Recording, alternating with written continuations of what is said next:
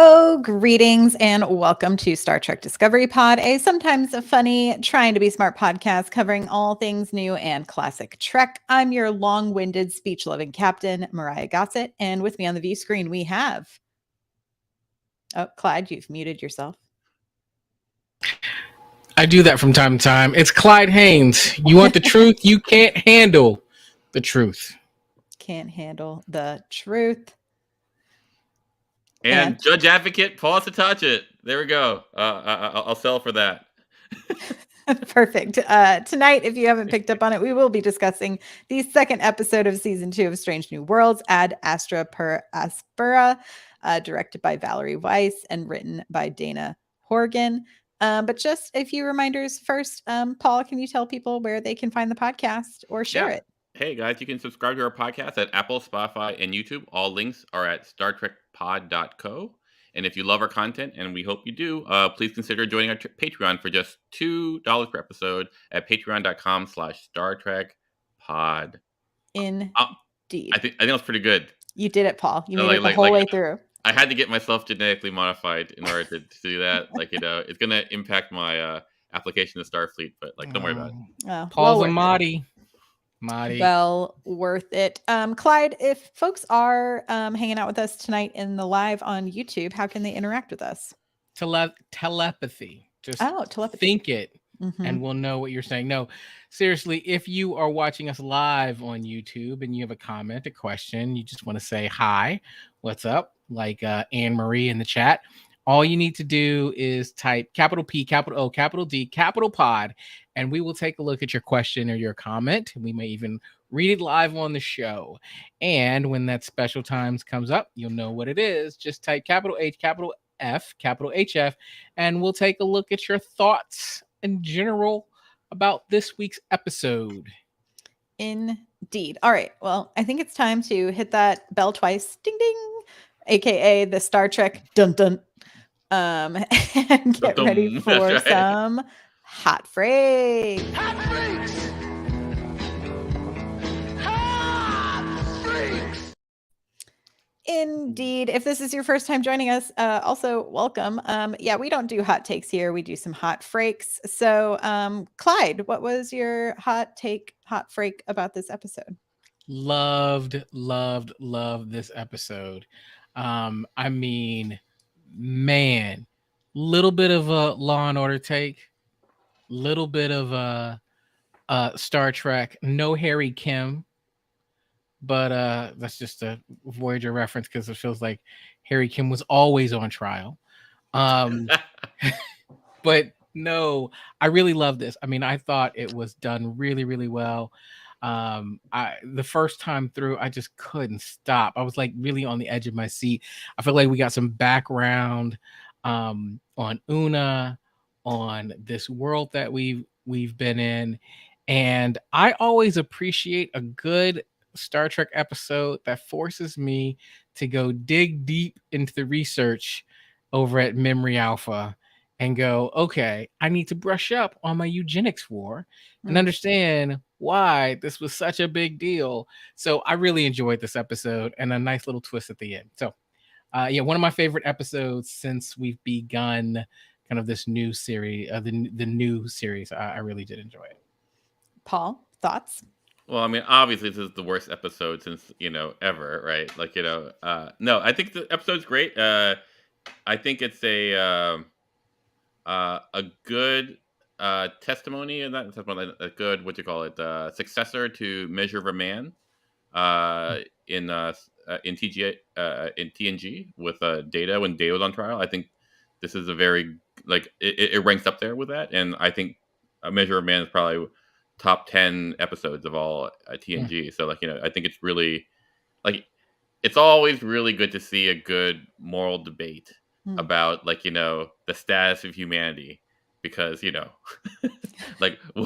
what is a person, what's right, what's wrong, all because that's ultimately what all Star Trek is, right? Some version of hey, we can do better, and in this episode they literally say it. Yeah, to jump in, I was literally the last big metaphor they jump in is Star Trek shows us the future is possible. Yeah. Like, anyway, we'll get into it. But was that your summation? Yeah. Like it's 30 seconds. I don't take these like 45-second hot breaks like Clyde. I stick to the. As much as we all loved Mike used to go on for quite a few minutes for his hot breaks. So always like to check in. But yes, my hot break is, first of all, Nera, who is performing, the performer by Yatide Badaki. I think that's how you say her last name. But incredible guest star as Nera. I think it's my hottest break. Those shoulder pads, incredible. I think this was a very classic Trek courtroom episode. There were some really great performances. I don't know if it'll be one that I go back to rewatch over and over again, but I thought it did what it needed to do, and I enjoyed the ride. So yeah, I was here for it. Yeah, I would agree, Myrriah. Like so I've watched it a couple times now. The first time, like I said, edge of my seat, it was great. The second time through, I was like, this is good, but I know what's gonna happen.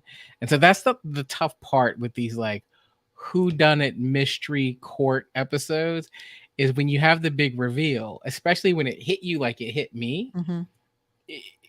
You know it, and it's like, oh, okay, well, this is good, and I really did enjoy it the second time through. But that, oh, how are they going to get through? Like, what's going to happen? Because I think one of the things that was great about this is, until the end, I don't know about you guys, I didn't know what was going to happen. Like, they looked like they were on the ropes. I mean, she was attacking everybody. Like, I was like, I mean, Pike's going down, and she's gone after April. Like, how is this going to tie together? And then they did it in a way that I was like, dang, that was slick. It was a good mic drop at the end there.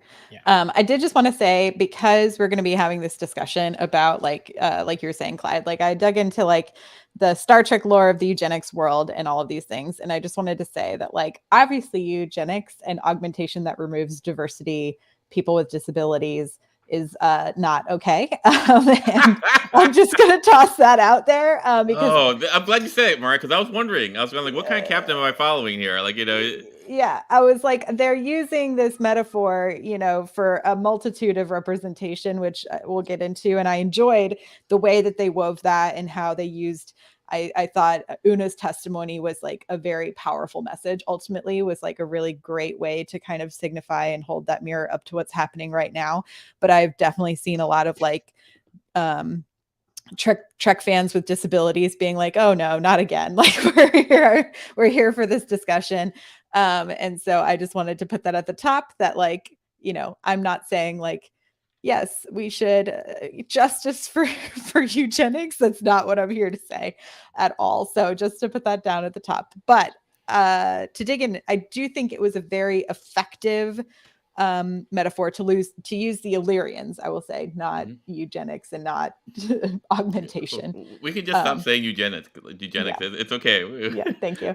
I do think they're using the Illyrians as a very interesting metaphor, like specifically for what's happening right now, for trans people and bans that are happening, and people being forced to go back into the closet or back into the darkness, not living as themselves. I thought there's also a lot of smart metaphors, and both visual and in the dialogue around anti-Semitism, and some of the parallels that they drew, between Nazi Germany and then, also currently the laws that are preventing people from getting rightful asylum here in the US. So just to toss that all out here at the top. Just a light little episode, just watching it.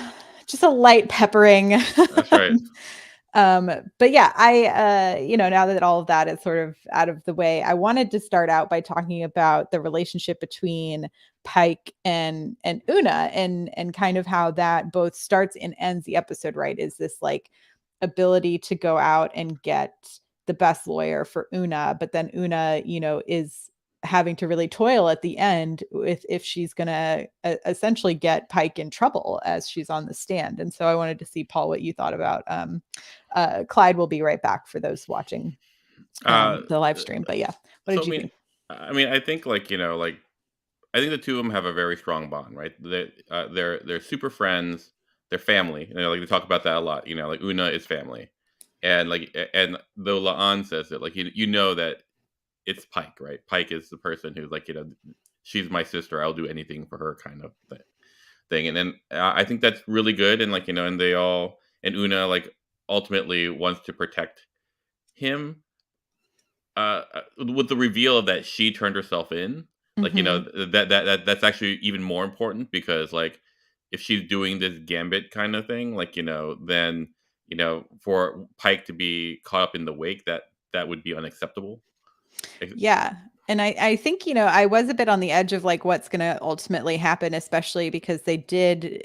I thought the moment between Pike and April, and then April and the rest of the court, and how Mhm, like he is someone who is like, I've had to use these judgment calls. Like, yes, the rules have to bend, and mhm. ultimately leadership is the one who has to take that. So I thought it was a smart, like, pre-set up at the beginning of the court Sure. case to then get to the end. Well, she's the best, one of the best civil rights lawyers in the quadrant, at least, Hmm. and probably galaxy. So Well, she, let she, me let me ask you this, Paul. oh, Did you think that? that I could So handle the you, truth. no. I know you can handle the truth, but you mentioned like the reveal that Una turned herself in. Did Hmm. you think for a second? Did you think Laan did Lon. it? No, because Leon would have known that she had done it. Like she was. I think, and as opposed to like maybe I did it. I think that for me, like although it works for the episode, I think like I don't really know why Una did it in the sense that like she can have her own reasons that are off camera, but like in season one, I don't see her struggling with it. So like so all of a sudden it becomes this big twist at the end of season one where I got caught in, but like that would have meant that she goes like I turned my I leaked my identity out, like, and we see none I of that. So Yeah, I mean, to me, it felt like she was like, well, one, I thought like they did a good job of her being like, I finally was done living in the hmm dark, right? Like I hmm needed to be my whole self, which I think sure. is a good enough character reason. But I think the other one for me that was compelling was that she essentially was out to both Leon, Laan. Leon. I was like, if I read it, I mess it up. Like, Yep, same here. uh, and I think once she was out to her and then also to Pike, it's like then it's like how long before they get in trouble, right, for concealing the Mhm. secret. And so I think Sure. that is when that ticking clock really started for No, Una. no, I hear you. It's just I didn't get to see her struggle with 100%. that. So Yeah. that's if I just saw like in one episode, maybe the what you call it, the Gorn episode, like with the aliens Gorn episode, like just one episode where she's like Yeah. going, "Oh crap, I need to deal with this," I and mean, then I see it. But like I I I didn't see her. think You oh, go. the episode where the warp core is malfunctioning and she essentially has to absorb it all to Hmm. and that's when um she's out to Leon. Like it's to me, that is when that kind of starts because I feel Hmm. like she can kind of see that it's become um an issue for her. Like their Hmm. friendship, I think, then had a moment of distrust, and I think that was For part sure. of that motivation for sure. Yeah, I mean, look, I want to be very careful about using the term out because I think that's a powerful word and I want to reserve it for a powerful place. But Mhm. there is this sense of whole self, right? And Right. being authentic and genuine. And, you know, in the workplace, we always talk about can you bring your whole self to work? And to which I say, no, never. No, never, never. But the idea, Safeguard yourself. yes, the idea, the hope that that desire to want to bring your whole self to wherever whatever room you're in, that to me is one of those things that we look at in Star Trek and go, it's so aspirational that that's where we want to be. And so I get, like, I did feel, and I've long thought about that episode where she had to, you've got this warp core breach and she's got to save people. Like she's got to say, do I disclose what I Mhm. have in order to save people, right? Knowing what it means. That to me was very Star Trek. And so this desire to want to go, hey, I want people to know me, especially as I think, the ship, much like, much like a Voyager or TNG, it feels like we came together with the Enterprise as they were new mostly, right? And we're at that point in season 2 where it's a bit like their family, and she's going, hey, if this is really going to be my family, like if we're out here on a 5-year journey, which is never a 5-year journey. It's like a 3-hour tour. It's never a 3-hour tour. You want to be you. You don't like, it takes a lot of energy to hide who you are, right? Like, Unless you have a perfect cloak like me. I'm just saying, like, yes, when I go to work every day, I show up and I look very professional, but I get tired of hiding the fact that I was playing Drake very loud in my car before I stepped into the parking lot. No, like, can't I just be me? Nope. The answer, but to bounce off that, I totally understand her desire to be forward with who she is. But why did she have to wait till someone like got her to say it in court that she turned herself in? She could have just turned herself in. There's all this as far as the dramatic reason, I don't truly understand why it took Nera to go to get her to basically, I turned myself in. Like, why didn't she just do it from the very beginning? Like, I don't know. I don't understand that logic right now. Yeah, I mean, I understand it from a storytelling perspective. Yep.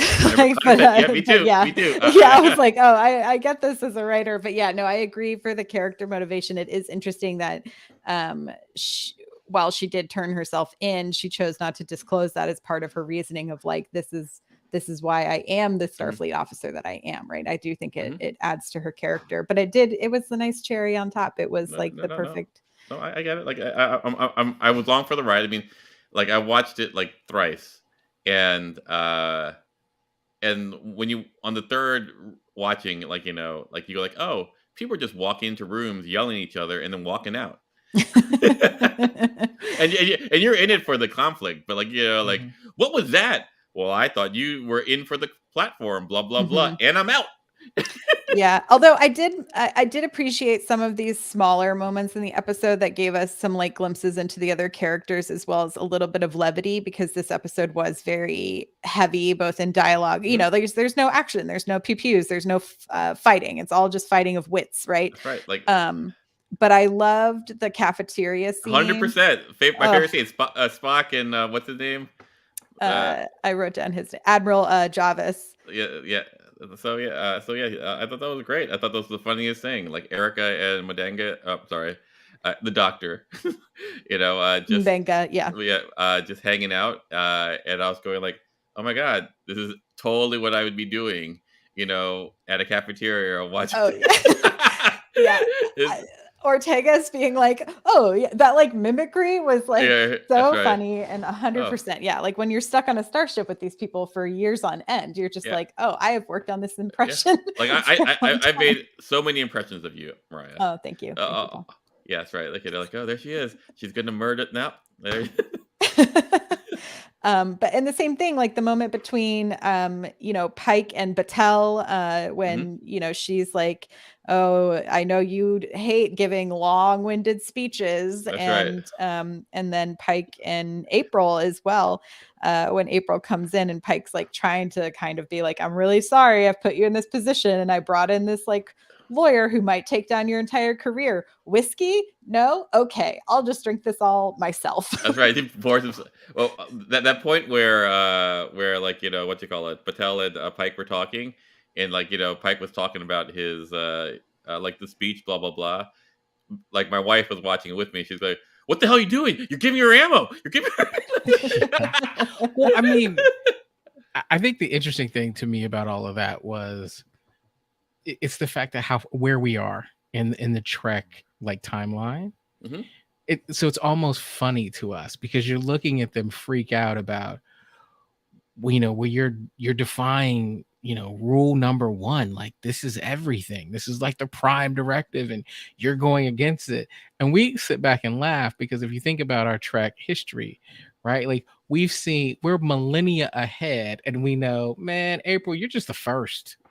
Like everybody, like every captain of every captain, like, and basically when she read out your list, it's like, that's pretty good. Like, you're pretty tame. I mean, just wait, because when Kirk comes along, he's gonna throw it all out the window. So, not to mention the others. So it was interesting for me to see, like, wow, they were really freaking out about this thing that's not gonna matter very soon.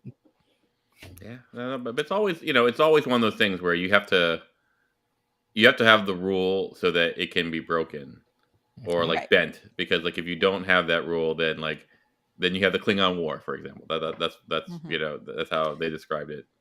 Yeah. Some stuff from the chat here. Fire Sign 331 says, Pod, it was a strong moment when Uhura stood up to Lon. I agree. I was Yeah. like, good job, first year ensign, standing Mhm. up to your chief of security. Um, But in I a thought good way, though. The way she did 100%. it was fantastic. Respectful. Yeah, I appreciate it. Was kind of funny though on the second watch. I realized like, they'd get all the reaction shots of them all like watching the courtroom drama Mhm. on their TV. I was like, "Oh, it's like we're watching them watching them watching." It was Sure, sure. like a weird meta moment, but I liked getting to see everyone's sort of like emotional stakes in it and the side glances and the looks. It did feel like there was a lot of like, we're gonna cut to Chapel anytime Spock is Yeah, on screen. yes, I feel bad for Yes. Chapel because she had no lines in this. Absolutely no lines in this That's right. episode. That's right. I mean, even Spock didn't have very many lines. I mean, he told a joke. I guess to me, I was a little disappointed because they're all sitting there watching this courtroom drama, and I'm thinking, no popcorn. Like, if you were if we were really doing this, you wouldn't just be sitting there like this. Even if it's your friend, you'd be like, especially something this entertaining, you'd be like, I mean, but to them, it's not really entertaining, right? It's like them watching potentially their friend and their first officer get thrown to 20 years in a penal colony. Like, true. I'm which, still going for the popcorn though. But so Clyde, if you're ever on trial for 20 years, yeah. I, And the I will next season of Jury Duty will show up and I will will definitely be Clyde. Don't worry, I'm here. Hey, I popcorn. want you to be at your full strength. So you That's get right. your munchies on and you make sure that you don't, collapse, drink some water. Like, be ready to That's come right. to my defense. That's all I'm saying. That's right. Every time you say something and you're done, I go, "You can't handle the truth." I did like, there was something what's also fun about Strange New Worlds is getting to see them sort of rewrite the pre-Kirk history, right, in a way that we haven't seen. And so I appreciate that we've now fully cemented Admiral April as a previous captain of the Enterprise, because that also means for all of those people who quote unquote hate that Trek is woke, which I'm like, have you watched Trek ever before? That means, the previous captain was a black man in charge of the Oh, I Enterprise. think to say a bald man. I was like, oh yeah, very progressive. Very progressive, yes. But anyway, I saw some chatter online that were like, heck yeah, way to like really cement it into the canon. They can't remove it now. Like, I mean, let yeah. me know when I like him. Like, right now, he's Mm. the best thing about him is that he recommended Una. Okay. I'm still on the fence about April. You're on the Right? fence about everyone until they die, and then all of a sudden, oh, No. I was always, what's his name? I What's his name again, mean, Clyde? his name is What? Shaw. I like That's Shaw. I right. mean, Yeah, you Are, did not. are we April sus banner worthy? Is a little this bit happening? Yeah. I'm not quite saying that he's sus. Mm-hmm. Because to be honest, I'm gonna give him some. He gets points automatically for being a former captain of the Enterprise. Like, that alone, I'm like, okay, like, you're working in the positive. But right now, are you a great captain of the Enterprise? Because the rest of the captains of the Enterprise have been pretty outstanding. Right. Like, where are you in that lineage? Right? Like, are you the forefather? Or are you just a dude? Yeah, So, we get some flashback episodes, I think, to see Admiral April with like a younger Pike and like young Una. I think that could be kind of cool to see some of that in the series. I did want to I did think it was okay, where do I want to go here? I want to talk about Nera, who was maybe one of the strongest guest stars we've had in the series thus far, Sure. besides maybe Captain, our pirate captain. oh yeah, From last season. Now I'm gonna be really sad I'm blanking on her name. But yeah, I really enjoyed her performance. Also, all the Illyrian outfits and makeup were insane and incredible. I was like, fair. I need every ensemble. I need every outfit. I need to learn how to do that crazy winged eyeliner. I've never wanted to do cosplay in my life until I saw these lawyer Illyrians. Captain Angel, thank Angel, you. thank That's you. right too. I was like, I wanted to say Captain April, and I was like, no, it's not April. We just talked about April. So Captain Angel, yes. Besides Angel, I think Myrriah is maybe one of my favorite guest stars we've had. I thought she did just an incredible job. And also I found it, a lot of her speeches were really moving and convincing. She always looked like she was like on the edge of just like an emotional outburst, but keeping it so just under the surface. And I really appreciated the performance. What did y'all think of Nera? I thought she was great. I go I was very, I don't want to say proud of myself because I shouldn't be proud. Like, is that a Nigerian accent? And then Oh yeah, she is Nigerian. Yeah. and I was like, I did it. And so, but like, I thought that accent was really interesting because it felt, it's not a common accent for me. So I go like, oh, it feels different in a way that I'm not familiar with.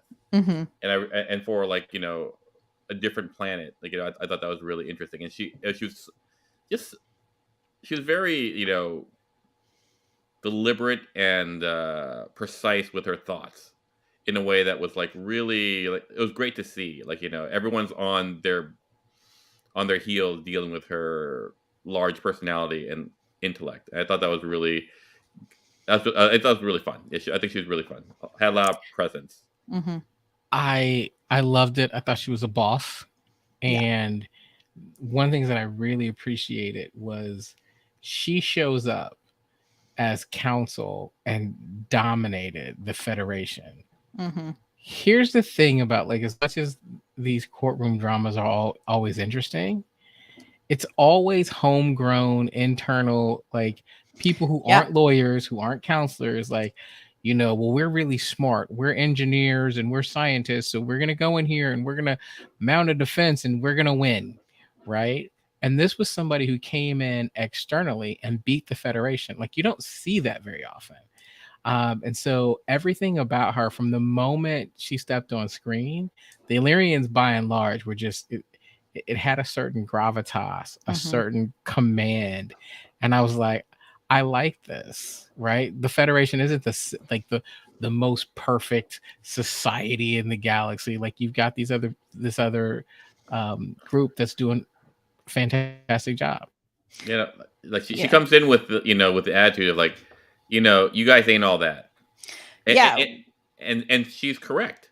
Mm-hmm. Yeah, I was going to say, I appreciate it. And I like that they were like, we understand that the Federation isn't perfect and that progress is slow and incremental, which I also appreciated in this. It didn't become like, it could have been really easy to write this as like this big storybook, groundbreaking moment, but then that wouldn't actually work either, because forward into canon, right? Like, we eventually see Bashir have to deal with this as well in Deep Space Nine. But I think it could be easy to be like, oh, this was this big one court case for Illyrians, like blah, blah, blah, which is what I thought they were potentially setting up, because that's how a lot of like big groundswell civil rights cases are won now, right? It's like, oh, who's this model citizen that we can use as this example to get the rights of more people moved forward, right? So I appreciated that they were like, oh no, this is this one case, and unfortunately, like, the conversation is going to have to continue, right? So, and I thought that was a smart choice. Yeah, it's I think that's it. I hate to say it. It preserves canon. Sorry, Myrriah. Yeah, no, it's fine. I was like, we're gonna have to have the canon conversation. It's like, yeah. But like, it's always very interesting to me. Like, when I see someone who challenges the Federation as far as their ideals. Like, for example, you take the Dominion or the Klingons or the Romulans. Like, they all have, like, the Cardassians particularly, they all have a different way of approaching society. And you might not agree with them, but for them, they're like, oh, here's an alternative way of dealing with billions of people. But like, she comes in with this sense of like, you are failing at your own principles. And I think that's a really interesting, I haven't seen that before. You're like, you say you are this, you are failing at this, being, good people. You know, like, and I thought that was very interesting of saying, underlying, like, you know, for your own standards you fail, Mm-hmm. and that I thought that was really cool. Well, I think, Paul, what I love about what you're saying is too often organizations, communities, societies can take this stance that we really are idealized, we know best, right? Mm-hmm. You should Sure. pay attention to us, you should follow us, you should be like us.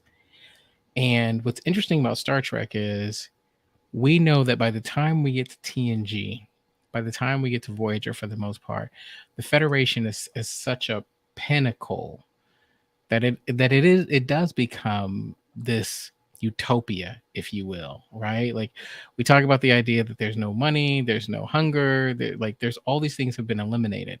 And so we seek after, like, man, I want to be a part of that society. Well, in order to get there, what you need is you need challenge. You need someone like the Illyrians to come in and say, yeah, you talk a good game, but what are you really doing? Like, look at, like, really challenging their beliefs. And it's that iron sharpening iron that allows you to actually change and grow. And I think that's what was so fascinating to me is, to your point, she came in there and said, you talk all this stuff that you believe, but let me point out all the ways that you fail, but not in a condemning way, but in a, here's your opportunity Like, do to better. actually to do better, Mm-hmm. right? And that challenge of, like, do better. When that comes from a peer, it's different than when it comes from someone you don't exactly respect, right? Or someone you look down upon. But when Sure. it comes from a peer or a mentor and they're like, do better, it challenges you. And I felt like the Federation at this moment was challenged to become the society that they will become one day.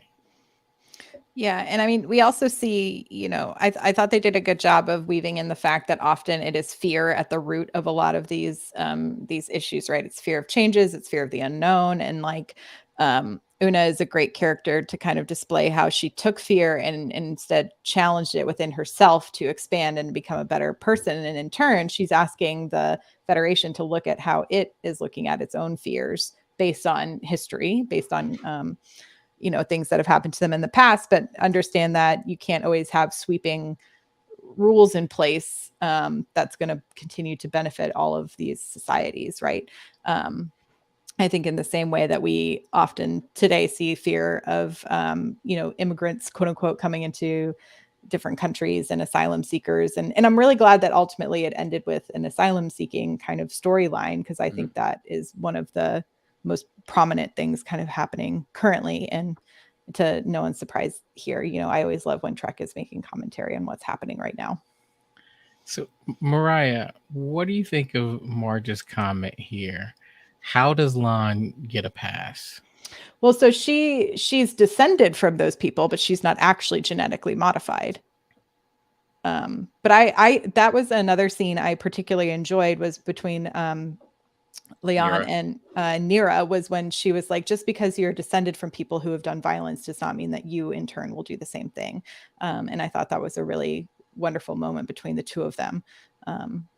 Yeah, I really liked it. Yeah, I felt like she spoke life into Lon, Mm-hmm. right? Like it almost like something broke in her, right? This secret, this worry that she was carrying. Like sometimes you just need someone to speak into you, that thing that you've been fearing and holding on to, so that it can break off and you can move a little differently. And I felt like that's what happened in that moment. Lon was like, no, I'm not a monster. Like these things that people fear about me or fear about my lineage, my name Mm-hmm. is not who I am. Yeah. I did want to ask y'all, and this could just be me always searching for what I want to see in Star Trek, but did you think there was a vibe between Una and Nera? There's a lot of extended hand holding There is a lot of extended hand holding, and some like longing looks. like the answer is like maybe inconclusive. Right. I was like, this could be, Inconclusive. it could be like the start of something, or it could be absolutely nothing. But Well, like they were really close friends, right? Right. And ultimately, like B and I were having a discussion, and it goes like, you know, why didn't Nera like go to the non Illyrian side? Mhm. Because I don't know what, you know, I can't see her her modifications. and I go like, well, she talks about how not everyone could hide it or choose to hide it, and I think Right. like she had the option of choosing to hide it, and she didn't, and that's what probably is why they broke up as friends, Hmm. uh because like there was a fundamental disagreement about that. That said, like she was a kid. Right. I was like, it seems like your family's really made this choice, which I understand can breed that like it was probably also resentment of like, Mhm. oh, you got to keep your identity and go live in hiding, and my family chose to kind of like stay. Yeah, Um, but and I can see how that resentment builds, right? sure, yeah. Yeah, I mean, I think for me, I didn't get a chemistry thing. I thought they were best friends. Mm. Like they were like family. And the parallels that I was drawing in my head is it's like it's this is just kind of how I felt it, I'll say. Is it's two people who grew up in a neighborhood in an impoverished community, and they're really close. And as they're going through, these hardships, they lean on each other. And then at one point, one one family Gets a pass. Hmm. they get a pass. They get to leave, right? They get to pretend for a little while that they're not who they are, right? And it's kind of like, wow, there's this resentment, almost in order for me to be able to do what I have to do, you're almost dead to me. Like you've done something, and maybe you didn't do it on purpose, but you're living this life that is a lie and completely contradicts who I am, right? And my And I thought struggle. it was and my struggle, and I thought, Hmm. like, I'm just going to put it out there, like from a race standpoint, when in the African American community, when we think about colorism, right, and Totally. your complexion, right, look, Yeah. if you meet me, I'm a black man, right? But I got to tell you, there are people in my family who you might not be so sure about. And so th- that ability, like, oh, well, you don't really understand what it's been like I think that can tear at people. And I think that's what I saw. And I think Mhm. this was an episode where they came back together and go, oh, I'm seeing you a little differently because your experience isn't what I fantasized it to be like. Yeah, and I mean, I don't think they were not thinking about that as well, Clyde, when they cast, like Hmm. the actress to play opposite Rebecca Romaine, because I think there is like that conversation of privilege, and like they kept using the terms like passing and like being able to, um, what does that look like when you don't look like the community that you're a part of that is being oppressed, right? And what does that look like within privilege within society? So I thought, yeah, to agree to your point, I think there was purposeful casting done for this episode to kind of bring that forward as well. um So let me ask you guys this. So, because like obviously the episode is really great. There's a great metaphor. Blah blah blah mhm. blah. Now, let's say you're the Federation. Do you allow genetic modification? Oh, I think that it's like it's almost similar to the conversations we're having around AI right now, obviously in a Sure. very different way, but it's like, what are we putting in place to safeguard things? And like, I think it's Sure. something that is more complicated than just a yes or a no, right? Because it's Like like, we're actually on the cusp right now. We have CRISPR. right, We can genetically tailor at will now, like targeted editing, and like we can I could get the best person who has the best endurance for art cardio endurance or longevity and strength, and also and just make one super soldier person, and then just like just repeat that. Does that person just do so much better in our society, and his or her lineage just like keeps on until we wipe out everything, and then we lose all diversity? I don't know.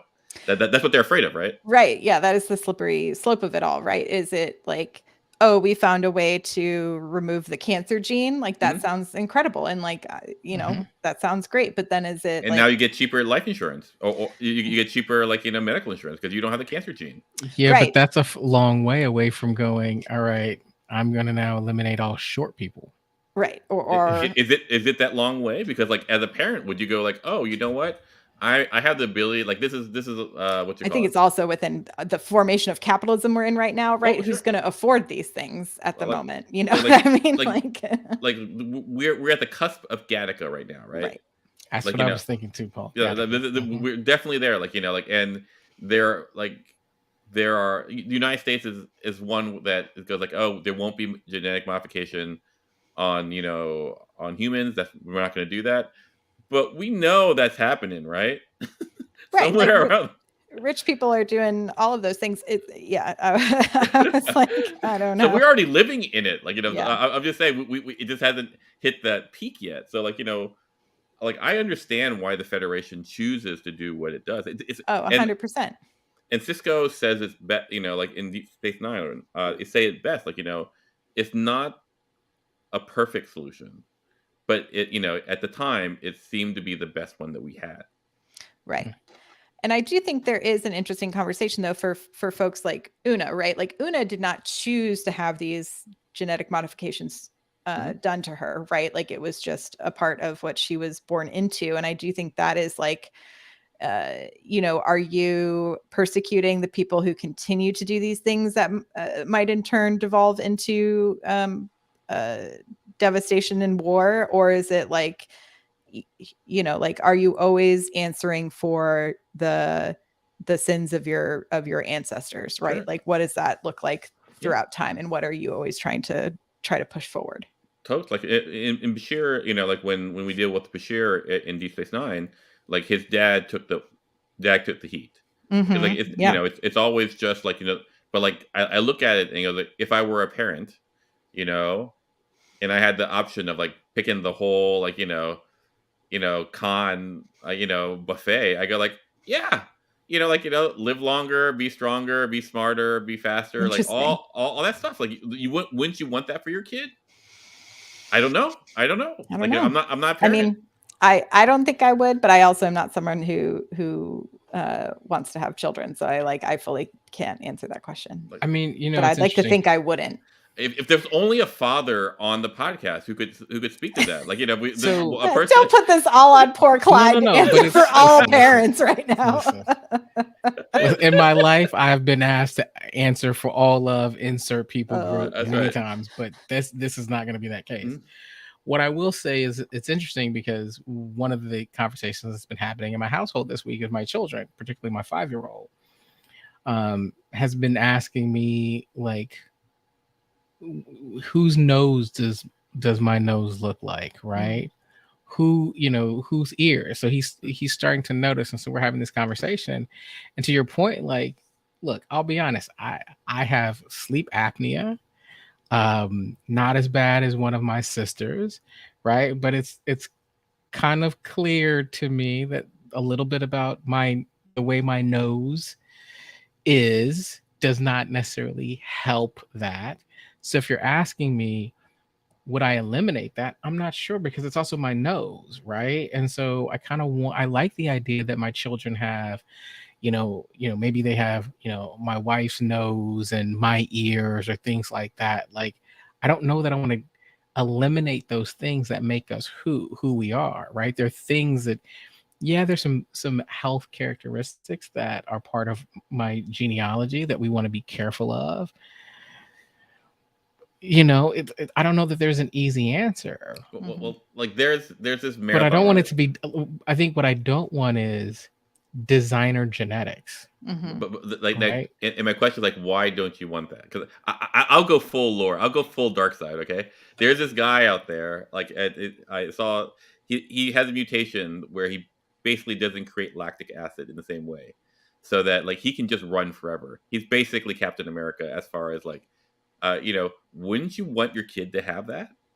But like, what other purpose does lactic acid provide? I feel like a lot of these things that people are like, get rid of this thing, but then it's like, I hear you. What is the full domino effect? And I don't know if we know the full domino effect. This is fair, but like but give us 100 years and we could probably get a better picture.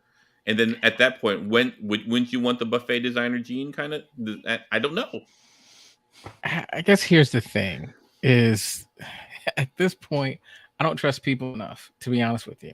Sure. right? I feel like people have a way to weaponize just about everything, right? And I if you'd asked me 20 years ago, my answer might be different. But now I'm 20 years older, and what I see is people have weaponized everything around them. Like turn it into a sales funnel, Mhm. right? A way Sure. to distinguish this group from that group. I mean, literally here in LA, we had a whole group of people that were lying and cheating to get their children into college. Like people will weaponize everything.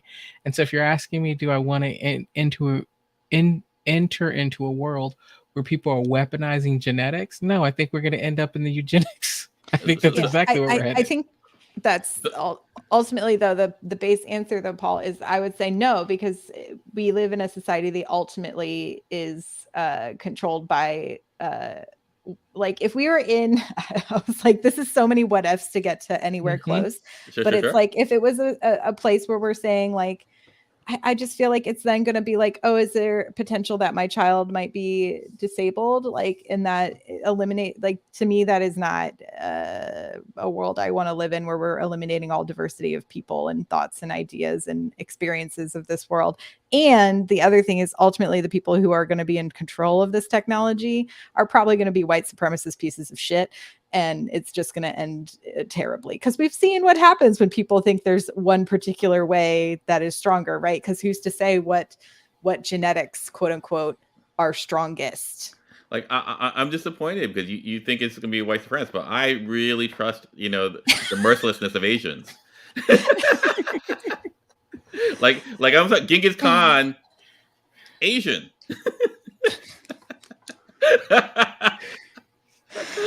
but Oh but Lord. but Okay. but the point being is like so I do really understand why the Federation picks this.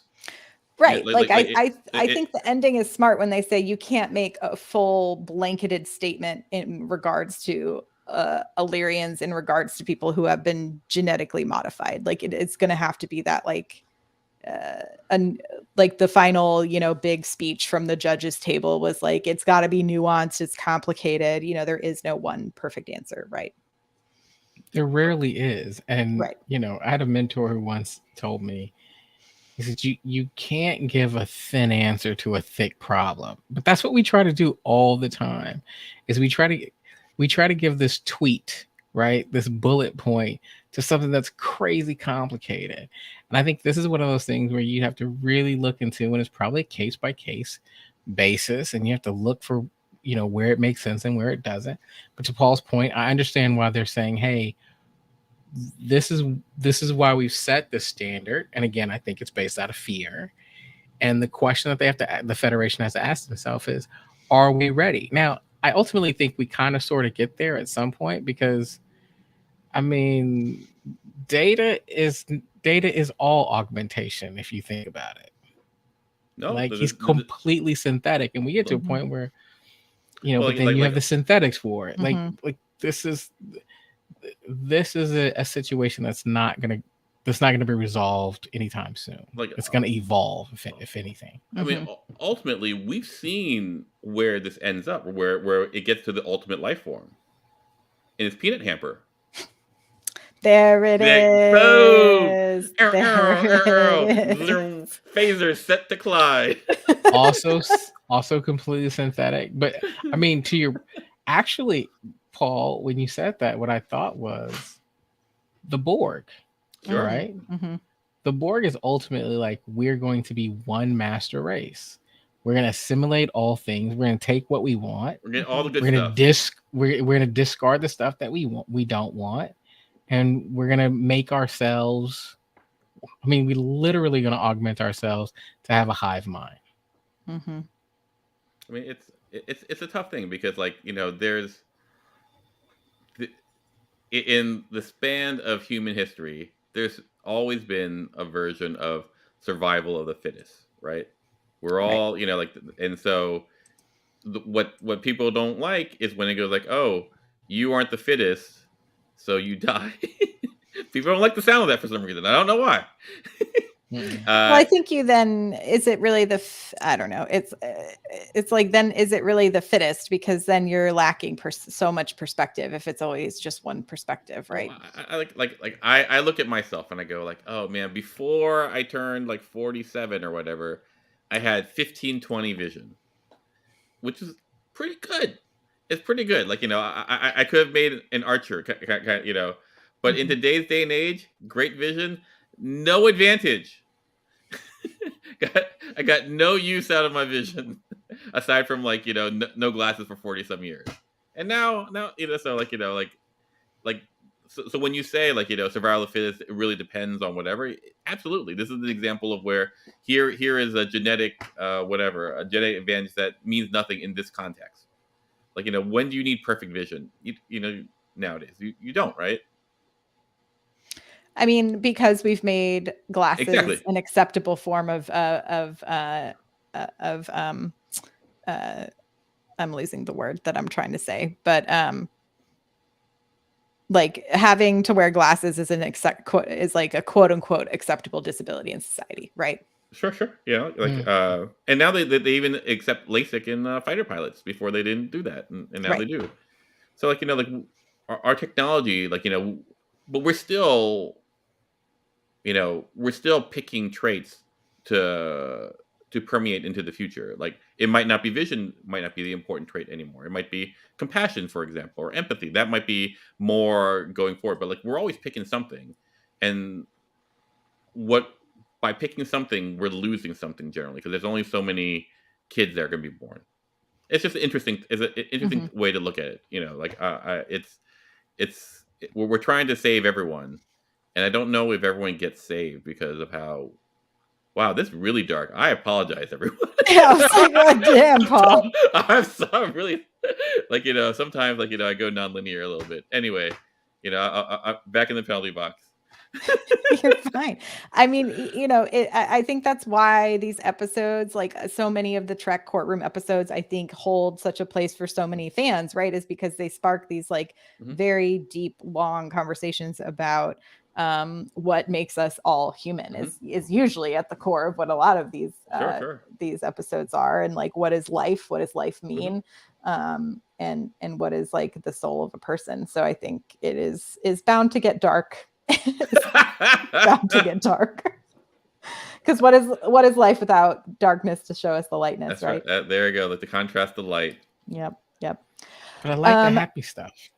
Yeah, the happy stuff is nice. So speaking of some happy stuff, I thought there was some cool production things I just wanted to share. So the set is actually the Federation headquarters from Discovery. So they reused that set. Good. And added the rosewood paneling, and apparently all of those sculptures behind them of like court scenes were all like hand sculpted and painted to give it kind of that warmth, regally tone to it. So I thought that was cool. And then the chair, which has the glowy light on it, is a TOS reference to the courtroom for court martial. And it was kind of like a bit of a lie detector, which I thought was interesting in Federation, sort of canon, that we've decided that an on chair lie detector is necessary for perjury. It's great because it's canon. It's all in the TOS, right? Like you have two episodes. Like, there's the menagerie where they do that, and then there's that episode where Scotty is framed for murder by some entity. Oh yeah. What else? Oh, and then the person on like the main court council, the character Zeus Tagol, is played by David Benjamin Thompson, who also plays Linus on Discovery. He's played a lot of deep makeup characters, so I thought that was good old Sneezy Linus. Sneezy Linus. And then I felt like there was something else. Just a shout out to Bernadette Croft. Like I've said, I loved all the costumes in this episode, and she's the costume designer. So I thought that was really good. Yeah, I mean, the thing that I liked the most was like of this episode was kind of Una's speech about how seeing a diverse cast of, or a diverse crew of people from a starship gave her hope that she could one day be in the stars. And I was like, Oh dang, they're being like, this is why Star Trek is important, y'all. This is, you see this nose? Let's be on it. Right there. We're gonna be right there. I did also think it was interesting, and this could be me reading like far too into it, but the fact that they, I know it's like the story of Una, so it's like whoever they cast as Una was going to be portraying this, but it is interesting that it's like a white woman, presenting white woman is used as this like big civil rights push of like, oh, this is our ideal version of this person for us to be able to make these court cases happen. And so often that is true. It's like a lot of civil rights cases, if the person who they're bringing to like the Supreme Court isn't like the squeakiest, cleanest person, like I remember when marriage equality was going forward, it was like, oh, this is a couple, like it was this lesbian couple who had been together for like 50 years. It was like, how idealized of this person can we be, and like, it can't be a messy person to come and represent, the rights of humanity at the court. Because messy people don't deserve rights, apparently. But luckily the squeaky clean people give us messy people some rights. But it I thought it was an interest. I don't know if they meant it, but I found it to be an interesting commentary in parallel. But yeah, I think it just fell in their lap. Like Una was going to be like she was played by Roddenberry's wife, right? Right. Yeah. Michelle Barrett. Yeah. Yeah. Exactly. Yeah. And so, like, to keep the canon. No, 100%. So it was like we knew we were eventually going to get there, but I, kind of going back to what you were mentioning, Clyde, about I think there was like definitely a purpose to in them casting Nera and like having that parallel between the two characters there of like the one who got out and the one who didn't, and who's had to struggle to get where they are a little bit more than the other. So I thought that was interesting. What else in this episode, y'all? I got a question for you. Yeah. We'll say it covers the first 2 episodes. We haven't said his name. Do you guys miss Himmer, the former chief of engineering? I miss the companionship he provided for Ahura in some ways, and I felt like he definitely had like a lot of great character perspective. I think it's still a little early in the season for me to decide. It is like definitely a miss in the bigger ensemble moments, because I think he had some really great humor and usually had some really great lines as a character, but yeah, I haven't decided as of yet. For me, Clyde, no. Yeah. I think also I'm still excited about Pela. Yeah. Well, so I thought I was gonna miss him. Like when he died, I was like, how could you do this? Like, how does this work? What are you gonna do? How do you replace him? But here we are with the second episode, and I barely remember, right? And what I had to ask myself was, okay, well, why is that the case? And so I started to realize is that I wasn't really excited about this, grumpy curmudgeon chief engineer. Like, typically, if you think about the engineers, B'Elanna Torres aside, they typically are. B'Elanna Torres. I love B'Elanna, but I think B'Elanna was different in the fact that they usually are big energy people, right? Like they're kind of, they're an interesting culture carrier of the cast.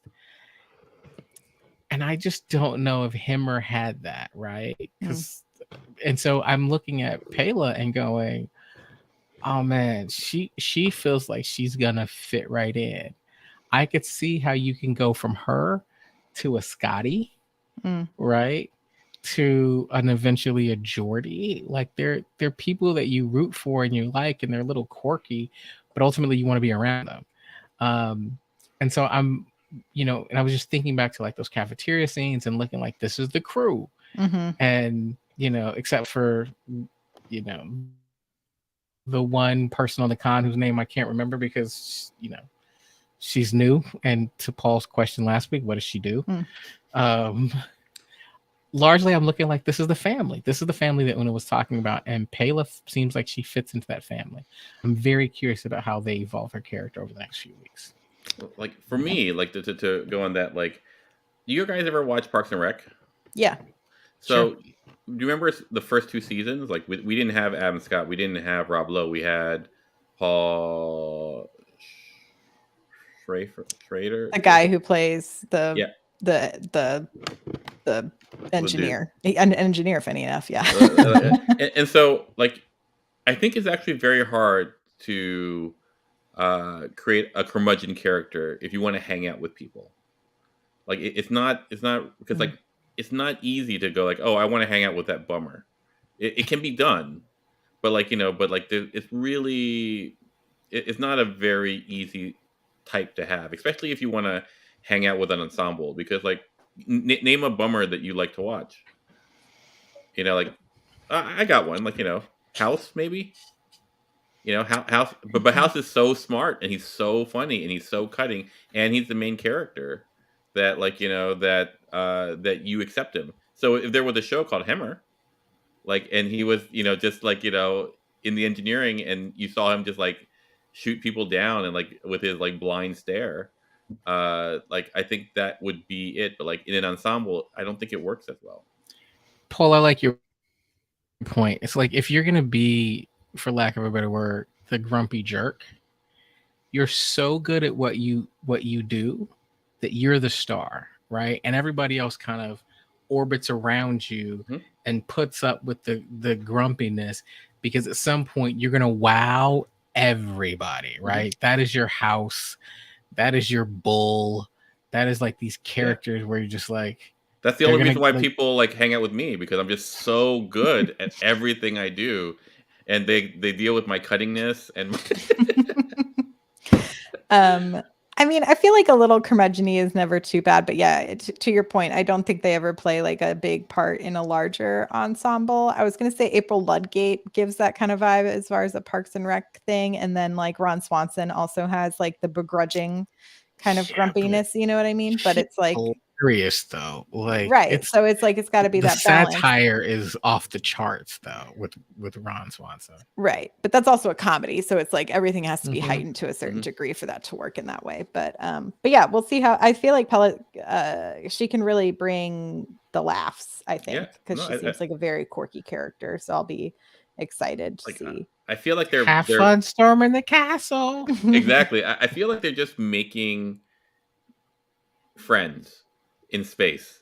Friends in space. But that's what I feel like. That's what they're doing, because like everyone's getting their moments, and it's all like real. Like just like the cafeteria scene was so on point for what it needed for longevity, as far as like for the series.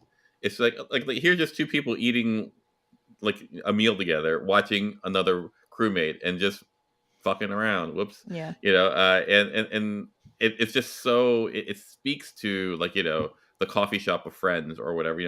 Just the hangout of. Yeah, I think they're doing the ensemble nature of this show is definitely my favorite part, because and I saw someone on Twitter posted this. It was like yet another episode where we didn't see like a ton of Pike, right? And I'm not like, oh my God, I miss Pike. Where is Pike? It's like I'm really enjoying having all of these amazing characters to kind of have fun with and go on a ride with. Yeah, it makes me hope, and I know this probably won't happen. It makes me hope that this will be the Star Trek show that they don't have a season number in their head. Right. I mean, they could easily, go on for quite a long time, especially because, like, it's you don't have to keep jumping in time very far to keep the adventures rolling. And I did see like next week. I don't know if y'all watched the preview in the Ready Room, but we're finally getting some Kirk action on the bridge. But it looks like it might be a little bit of a timey-wimey adventure. So I'm excited for that. Great. Yeah. Because Kirk never goes back in time. Timey-wimey adventure? That never happens. I know. Never, ever. Hey, here's all I got to say about that. Mm-hmm. Hey, Lon. How you doing? Sup, Lon? Lon is doing good, looking good, having a great season thus far, I think. Yeah, no. That's awesome. Anything else, y'all? I think I've overstayed my welcome. Again. It's probably time for us all to beam out of this podcast. Thank you all so much for joining us this week. We will be back next week to talk even more Strange New Worlds, which Kirk, PW Gray, you asked. Not Sam Kirk. Yeah. James Tiberius Kirk will be on the bridge. But good question. Yes, JT Kirk. JT Kirk. JT Kirk will be back, as we will be next week. You can subscribe, rate, and review on Apple and Spotify. Visit StarTrekPod.co to find links to that in our Patreon. Share the show with a friend. We appreciate it. Clyde, where can people find us on the internets? At Star Trek Pod. Do it on Twitter. We're still over there, even though it's a dumpster fire every day. But we're sharing some fun memes. We're sharing some thoughts. It's a core breach. There's a core breach happening, but we're trying to hold on for dear life as we can. We'll see you all next time. Live long and prosper. Bye-bye. Bye, everyone. Not my Kirk. Aww.